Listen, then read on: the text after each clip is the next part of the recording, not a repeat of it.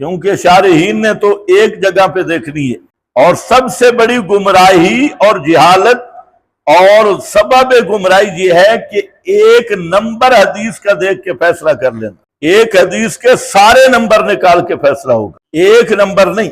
یہ قرآن ہے کہ ایک آیت بھی کافی ہے، لیکن حدیثیں ساری نکالنی ہوں گی۔ یہ مرزا جہنمی وغیرہ کی یہی بدماشی ہے، 28-12 فلائی 12 باقی تیرا باپ دیکھے گا، وہی حدیث جو دوسرے مقام پہ آئی ہے، یہ راویوں سے پھر کے آئی ہے حدیث۔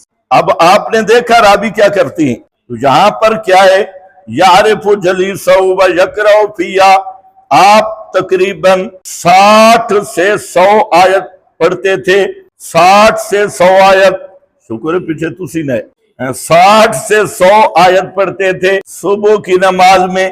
وَيُصَلِّ الظُّهْرَ، بس جہاں مقصد یصلی الظہر ہے، صبح آگے آ رہی ہے۔ اچھا، یذهب الی اقصی المدینہ، یہاں بعض شبابے نے تعجیل اثر پر استدلال کیا۔ ایک تو وقت ہے نا، مثل اول مثل ثانی والا، ایک ہے تعجیل اثر۔ ہمارے نزدیک اثر کو مؤخر کرنا بہتر ہے، شبابے کے نزدیک اول وقت میں پڑھنا یہ بہتر ہے تعجیل۔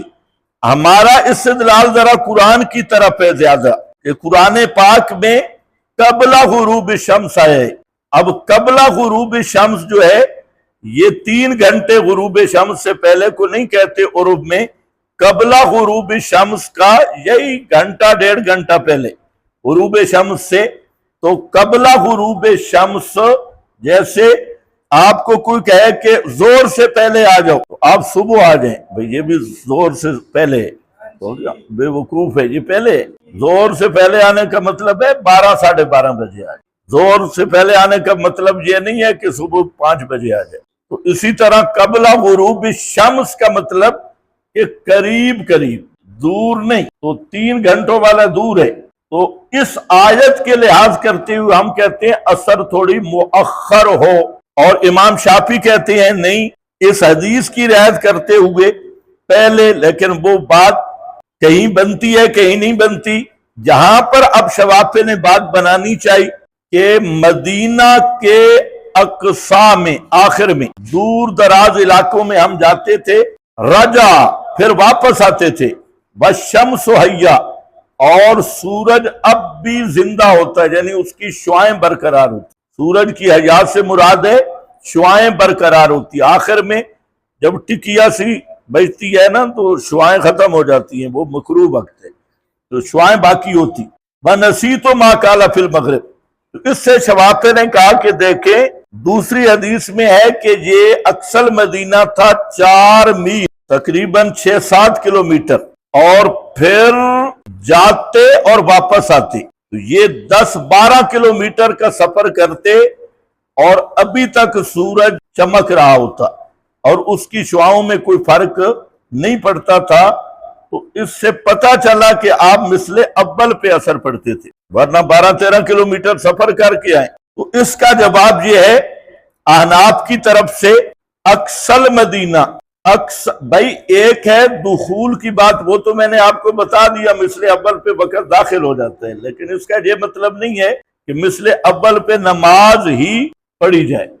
تو اقصی مدینہ 4 میل تک آپ کے پاس 550 نمبر پہ موجود ہے، 550 پہ، یہ آگے اس میں آ رہا ہے کہ یہ جو سفر تھا اوالی کا، وَبَعْضُ الْأَوَالِ مِنَ الْمَدِينَةِ عَلَىٰ 4 أَمْيَالٍ، تخریج کا مقصد سمجھیں۔ تخریج کا مقصد یہ نہیں کہ ایک جیسی حدیثیں نکال لو، تخریج کا مقصد ہے کہ جہاں اشکال آ رہا ہے اس پہ آپ تفسیر کے طور پہ حدیث نکالیں۔ ویسے یہ ہے کہ تخریج میں ساری نکالیں گے تو آپ کو پتہ چلے گا، لیکن پیش گوئی کریں گے جو اشکال کی رافع ہوگی۔ سمجھ گئے میری بات؟ تخریج ساری کرنی ہے، لیکن منتخب وہ حدیث کریں گے جس سے اشکال رفع ہوگا۔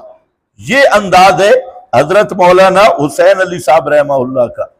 ہاں، ایسے نہیں جمع کرنی، جمع تو آپ کے مکتبہ شاملہ والے بھی کر لیتے ہیں، اور بھی غیر مقلدوں کے کئی مکتبے ہیں، ان میں موبائل میں آپ ٹچ ماریں تو ساری جمع ہو جاتی ہیں، لیکن جمع کرنا مقصد نہیں، مقصد ہے کہ جہاں اشکال آ رہا ہے اس کو حل کرنا ہے۔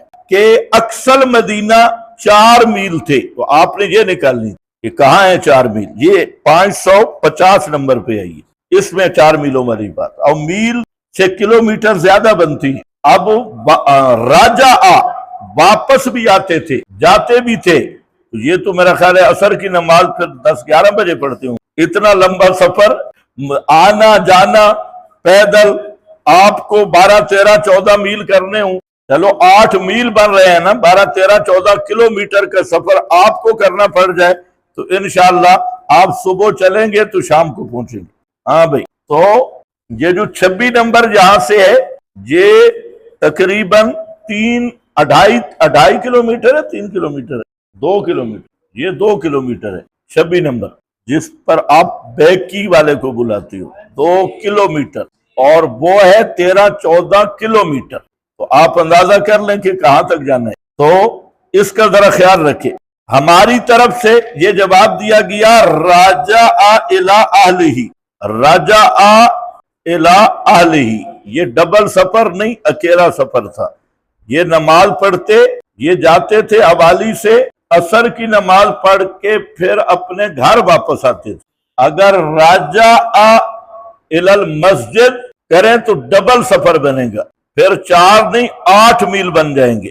لیکن جہاں راجع مسجد کی طرف رجوع نہیں تھا، رجوع اپنے گھر کی طرف تھا، تو اکیلا سفر بنے گا، ڈبل سفر نہیں، تو یہ صرف 4 میل ہے۔ لیکن 4 میل کا سفر بھی 6-7 کلومیٹر بھی ہو تو ابھی شمس حیۃ، سورج ابھی متغیر نہیں ہوتا تھا، تو عصر کی نماز پہلے ہی پڑھتے تھے۔ مثل اول جو آپ کا مثل ثانی والا مسئلہ ہے، یہ یہاں فٹ نہیں ہوگا، اور اس پر میں نے آپ کو بتا دیا کہ یہ کوئی مذہب احناف ہے بھی نہیں کہ اس کی کھینچ تان کی جائے۔